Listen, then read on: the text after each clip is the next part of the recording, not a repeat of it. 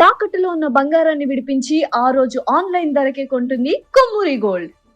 నమస్కారం అండి, సుమన్ టీవీకి స్వాగతం. నేను గీతాంజలి. పెళ్ళంటే 100 ఏళ్ల పంట అంటారు, కానీ ఇవాళ రోజుల్లో ఎలా ఉంది పరిస్థితి? మా రోజుల్లోనే బాగుండేది, పెళ్ళంటే ఏమైనా కానీ భర్త భార్య ఇద్దరు సర్దుకుపోయి బతికే వాళ్ళం, ఎంతమందిని మనం అలా చూస్తున్నాం అని చెప్తారండి. నిజమే, ఇవాళ రోజుల్లో వివాహాలు త్వరగా విఫలం అవ్వడానికి, అలాగే ఆలస్యంగా వివాహాలు కావడానికి ఎన్నో కారణాలు చెబుతూ ఉన్నారు.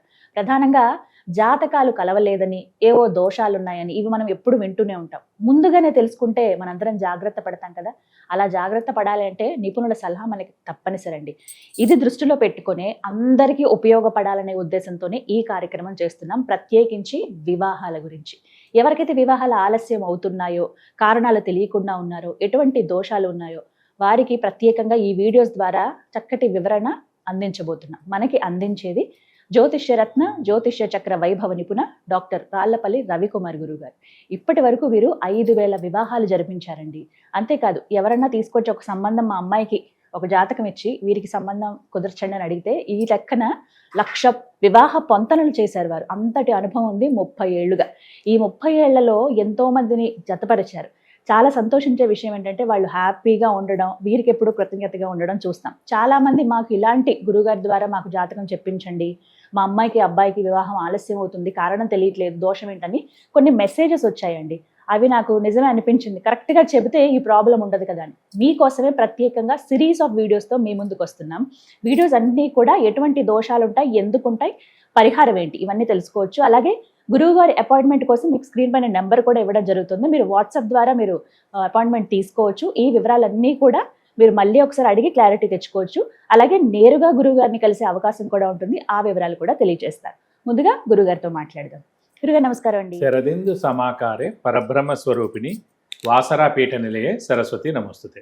సుమన్ టీవీ ప్రేక్షకులకి నమస్కారం. వివాహాల గురించి కానీ ఇది ఒక రికార్డేనండి. ఖచ్చితంగా 1,00,000 పొంతనలు, వివాహ పొంతనలు చేశారు, 5,000 వివాహాలు జరిపించారు.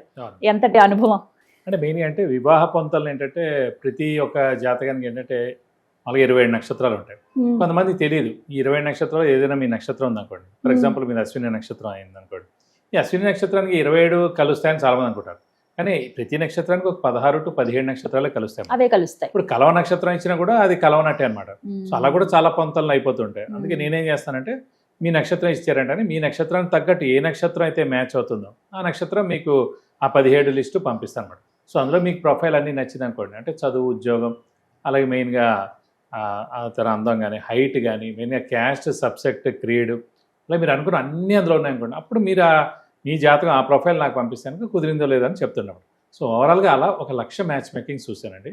5,000 పెళ్ళిళ్ళు చెప్పాను. కొంతమందికి 10 సంబంధాలతోటే పెళ్ళిళ్ళు అయిపోయాయి. కొంతమందికి ఫస్ట్ దాంతో అయిపోయాయి. కొంతమందికి హైయెస్ట్ నేను చూసింది బట్టి ఒక 400 ఒకళ్ళకైతే, ఒకళ్ళకి 350, ఒకళ్ళకి 300. వాళ్ళు అలా వెయిట్ చేశారు కూడా. కొంతమంది 2-3 ఏళ్ళు కూడా వెయిట్ చేశారు నా మాట నమ్మకం మీద. అయితే ఇవన్నీ కూడా దోషాలు వీటి వల్ల కూడా ఉంటాయండి. అంటే మనకి మేజర్ దోషాలు కుజ దోషం అని, నాగదోషం అని, కాలసర్ప దోషం అని, సప్తమ స్థానం బాలేక, అష్టమ స్థానం బాలేక, కుటుంబ స్థానం బాలేక, కొంతమందికి సంతానం ఉండదని ఉంటుంది, కొంతమందికి ఆరోగ్యం బాగుండదని ఉంటుంది, కొంతమందికి ఆయుష్ లేదని ఉంటుంది. సో ఏంటంటే అవతల వాడికి ఆయుష్ ఉంది, వీళ్ళకి లేదనుకోండి, ఇవన్నీ ముందే తెలుస్తాయి. అందుకే పుట్టంగానే మనం జాతక చక్రం వేసినప్పుడే అప్పుడు పెద్దవేం చూడడం, మెయిన్ గా ఆరోగ్య ఆయుష్ గురించి చూస్తాం. లైక్ బాలరిష్ట దోషాలు ఏమైనా ఉన్నాయని కలిసి ఉండేవి, మెయిన్ విడాకులు అవ్వకుండా చూడాలి. మెయిన్ గా సప్తమ స్థానం బాగుండాలి. మెయిన్గా ఈగో ప్రాబ్లమ్స్ లేకుండా ఉండేటట్టు చూసుకోవాలి.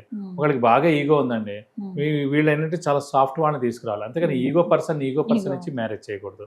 సో అలా ఏంటంటే బాగా అన్యోన్యంగా ఉండేది, బాగా ఇద్దరు కలిసి ఉండేది. సో దెబ్బలాట్లేంది. ఇంకోటి నేచర్, స్వభావం ఉంటుంది అన్నమాట. మనకి లగ్నం కూడా బాగా కలిసింది అనుకోండి, స్వభావం బాగా కలిసినట్టు. చంద్రుడు ఉన్న రాశులు ఇద్దరు బాగా కలిసారనుకోండి, నక్షత్రాలు ఇద్దరు బాగా కలిసారనుకోండి, మనసులు బాగా కలిసినట్టు. సో స్వభావం బాగా కలవాలి, మనసులు బాగా కలవాలి. సో ఇంకా ఆరోగ్యం, ఆయుష్, యాక్సిడెంట్ ప్రోన్ ఏం లేకుండా, సర్జరీలు ఏం లేకుండా, మెయిన్గా అలవాట్లు ఏం లేకుండా, ఇలా ఇవన్నీ డీప్గా వెళ్ళాలన్నమాట. అవన్నీ బాగుంటాయి కనుక మనం ముందుగా ప్రొసీడ్. చిన్న ఏమైనా ఉంటాయి కనుక చిన్న పరిహారాలతో సర్దుకోవచ్చండి. మెయిన్గా ఆరోగ్యం బాగాలేకపోయినా, ఆయుష్ బాగాలేకపోయినా, సెకండ్ మ్యారేజ్ ఉన్నా, డైవర్స్ ఉన్నా, లేకపోతే విపరీతమైన అలవాట్లు ఉండి మొత్తం పేరంతా పోగొట్టుకున్నా, సో ఇవన్నీ మటు చాలా జాగ్రత్తగా చూసి అవి వద్దని చెప్తూ ఉంటాం. గురుగారు, వివాహ కారక గ్రహాలు అటు అమ్మాయికైనా అబ్బాయికైనా ఏవేవో వివరిస్తారా? తెలుస్తుందా అలా మనకి? తప్పకుండా. ఎందుకంటే మెయిన్గా వివాహ కారకుడు అనే అతను ఒక గ్రహం ఉంటారన్నమాట. అబ్బాయిలు కనుకోండి శుక్రుడు అనమాట, వివాహకారక గ్రహం. అమ్మాయిలకైతే కుజుడు. ముందుగా మనం ఈ అబ్బాయిది శుక్రుడు చూద్దాం. ఏ జాతకమైనా మిగతా 8 గ్రహాలు బాగున్నా బాగాలేకపోయినా శుక్రుడు అనే గ్రహం బాగుంటే చాలా మంచి అమ్మాయి, చాలా అందమైన అమ్మాయి, డబ్బున్న అమ్మాయి, అలాగే మనకి చాలా మంచి అమ్మాయి, ప్రాపర్టీ కూడా తీసుకొచ్చే అమ్మాయితో వివాహం అవుతాండి. ఇంకా శుక్రగ్రహం బాగుంటే ఫస్ట్ ఆఫ్ ఆల్ మీరు లగ్జరియస్గా ఉంటారు, మీకు మంచి కారు ఉంటుంది, మీకు మంచి ఇల్లు ఉంటుంది. చాలామంది ఇల్లు ఉంటాయి కానీ హయ్యెస్ట్ అల్టిమేట్ వుడ్ వర్క్ ఉంటుంది చూడండి, అది శుక్రుడు చాలా బాగున్నట్టు. అలాగే ఆ ఇంట్లో మెయిన్గా ఎక్కువ ఏసీలు ఉండడం, అంతా లగ్జరియస్ ఐటమ్స్ పెట్టడం, సో డెకరేటివ్ ఐటమ్స్ పెట్టడం, ఇవన్నీ ఉంటాయి చూడండి, అదంతా శుక్రుడు అన్నమాట. So luxury. ఫర్ ఎగ్జాంపుల్ కార్లో ఉంది, మామూలు మ్యూజిక్ సిస్టమ్ ఉంటుంది, వేరే వాళ్ళని ఆ బోస్ ఏదో ఉంటుంది, వాడి ఇంట్లో బోస్ మ్యూజిక్ ఉంటుంది మాట. అంటే 50,000 ఉండే చోట ₹1,00,000 ఉంటుంది అన్నమాట. ఆ శుక్రుడు అనే గ్రహం ఒక్కటి బాగుంటే మగవాళ్ళకి, అంటే ఎవరికి బాగున్నా ఇవన్నీ బాగుంటాయి, కానీ మగవాళ్ళకి మటుకు భారీ యాడ్ అవుతుంది దాంతోపాటు. సో చాలా అందమైన అమ్మాయి, చాలా డబ్బున్న అమ్మాయి, మంచి జాబ్ చేస్తున్న అమ్మాయి. జాబ్ లేకపోతే ఖచ్చితంగా ఆస్తి ఖచ్చితంగా అమ్మాయికి వస్తుందన్నమాట. అలాంటి అమ్మాయితో పెళ్ళి అవుతుంది. సో ఇలాగే ఈ కుజుడు అనే గ్రహం అమ్మాయిలకి బాగుంటే కనుక, మెయిన్గా కుజుడు అనే గ్రహమే బాగుండాలి అమ్మాయిలకి. సో బెస్ట్ భర్త లభిస్తాడు. అంటే మెయిన్గా చాలా బాగా చూసుకోవడం, చాలా ప్రేమగా ఉండడం, అలాగే ఈ అమ్మాయికి ఏం కావాల్సినా కూడా అతను చేయగలగడం. సో వాళ్ళిద్దరు అన్యోన్యంగా ఉండడం, మనస్పర్ధలు లేకుండా ఉండడం. ఒక్క కుజగ్రహంతో ఇన్ని పాయింట్స్ అమ్మాయికి చెప్పేచ్చు. అలాగే అబ్బాయికి మొత్తం వాళ్ళ వైఫ్ గురించి చెప్పాలంటే శుక్రుడు అనే గ్రహం ఒక్కడు బాగుంటే మొత్తం వాళ్ళ గురించి అని చెప్పచ్చు మనం. ఇదే కుజుడు మెయిన్గా మన జాతకంలో 6, 8, 12 స్థానంలో ఉండకూడదు. 6వ స్థానం, 8వ స్థానం, 12వ స్థానం, దీన్ని దుస్థానాలు అంటారు. 6వ స్థానం debts, miseries, enemies. 8th house ఏంటంటే లాంగివిటీ, యాక్సిడెంట్స్, ఆయుష్. అలాగే మెయిన్గా ఆడవాళ్ళకైతే మెయిన్గా మాంగళ్య స్థానం. అలాగే 12th హౌస్ అంటే ఖర్చు స్థానం, నిద్రస్థానం. సో ఈ 3 ప్లేసెస్లో కుజుడు ఉండిపోతే వీక్గా అయిపోయినట్టు, మామూలుగా ఉన్నట్టు. ఇంకెక్కడ ఉన్నా కూడా 1st, 2nd, 3rd, 4th, 5th, 7th, 9th, 10th, 11th ఈ ప్లేస్ ఎక్కడున్నా బెస్టే కుజుడు, ఎక్సెప్ట్ 6, 8, 12లో. అలాగే కుజుడు మటుకు నీచలో ఉండకూడదు ఆడవాళ్ళకి మెయిన్గా. అంటే కుజుడు మెయిన్ భర్తకారకుడు అనుకున్నాం. సో అలాంటి కుజుడు మటుకు కర్కాటక రాశి అని ఉంటుంది, ఆ రాశిలో మటుకు కుజుడు నీచలో ఉండకూడదు. దాని మూలాన్ని పెళ్ళవదు, పెళ్ళైనా అబ్బాయితో సరిగ్గా అన్యోన్యంగా ఉండరు, సెకండ్ మ్యారేజ్ అవ్వచ్చు, వైధవ్య యోగం రావచ్చు, భర్త అనుకోకుండా చనిపోవచ్చు, అలాగే భర్తకి యాక్సిడెంట్ అవ్వచ్చు, అలాగే అతనికి పెద్ద సర్జరీ అవ్వచ్చు. ఈ కుజుడు నీచలో ఉండడం వల్ల ముందు మనకే, అంటే ఆ అమ్మాయికే పెద్ద సర్జరీ అవ్వచ్చు, పెద్ద యాక్సిడెంట్ అవ్వచ్చు, ఇలా. అందుకే కుజుడు అనేవాడు మెయిన్గా ఆరోగ్యకారకుడు, మెయిన్గా ఆడవాళ్ళకి సంతాన కారకుడు, ఈ ఆడవాళ్ళకి మెయిన్గా గైనిక్ కారకుడు. అంటే పీరియడ్ సరిగ్గా లేకపోయినా, అలాగే మెయిన్గా సంతాన నష్టం జరుగుతున్నా, అలాగే బ్లడ్ ప్యూర్గా లేకపోయినా, హిమోగ్లోబిన్ కౌంట్ తక్కువ ఉన్నా, చిన్న ఇలా ఇంట్లో లోపలికి వస్తున్నాం, తలుపు తగలడం, గడప తగలడం, ఇవన్నీ కూడా కుజుడే అండి.